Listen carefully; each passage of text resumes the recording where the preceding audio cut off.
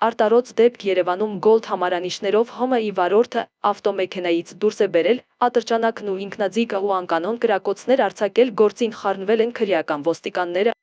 Դեկտեմբերի 30-ին արտարոց դեպք է տեղի ունեցել Երևանում։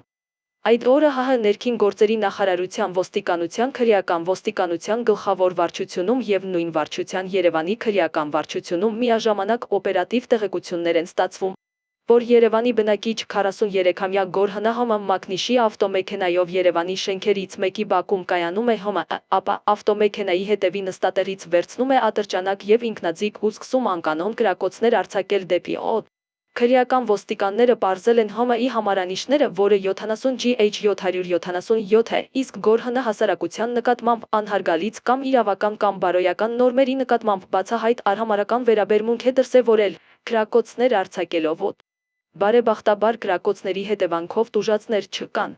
Քրեական ոստիկանները ձեռնարկում են անհրաժեշտ օպերատիվ հետախուզական միջոցառումներ Գորհեին, ինչպես նաև ավտոմեքենան ու հանցագործության գործիքներ ատրճանակն ու ինքնաձիգը հայտնաբերելու ուղղությամբ։